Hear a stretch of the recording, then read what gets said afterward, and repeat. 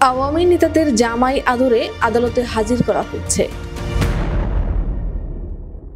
কারাগারে ভয়াবহ অপরাধী আওয়ামী নেতাদের জামাই আদরে আদালতে হাজির করা হচ্ছে বলে অভিযোগ করেছেন বিএনপির সিনিয়র যুগ্ম মহাসচিব রুহুল কবির রিজভী। বৃহস্পতিবার রাজধানীর নয়াপল্টনে বিএনপির কেন্দ্রীয় কার্যালয়ে এক সংবাদ সম্মেলনে তিনি এ অভিযোগ করেন। রুহুল কবির রিজভী বলেন, গত 15 বছর বিভিন্ন পাতানো মামলায় বিএনপির অনেক সিনিয়র নেতা ও আলেম ওলামাকে ডান্ডাবেড়ি পরিয়ে আদালতে তোলা হয়েছিল। আর এখন কারাগারে ভয়াবহ অপরাধী আওয়ামী নেতাদের জামাই আদরে আদালতে হাজির করা হচ্ছে।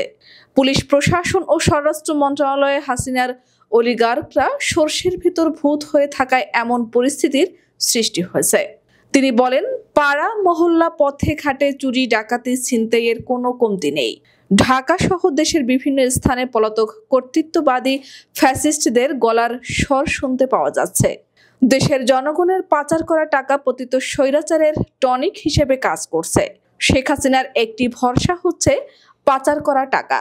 সেই টাকার জোরে দেশে নানা ঘটনা ঘটিয়ে ঘোলা পানিতে মাছ শিকার করতে চাচ্ছেন। এ প্রসঙ্গে রিজভী বলেন, একটি প্রবাদ আছে, টাকায় কথা কয়। শেখ হাসিনা এই প্রবাদটি কাজে লাগাতে চাচ্ছেন।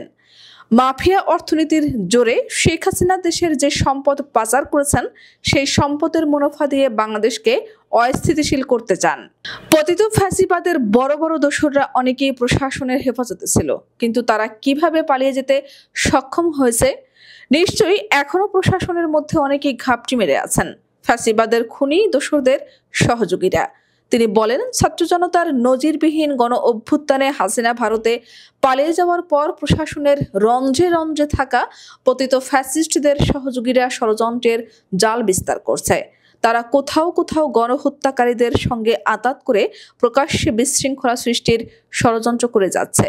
প্রশাসনের কতিপয় ব্যক্তিদের সহযোগিতায় রাজধানী ঢাকা সহ দেশের বিভিন্ন স্থানে ঝটিকা মিছিল করার দুঃসাহস দেখাচ্ছে।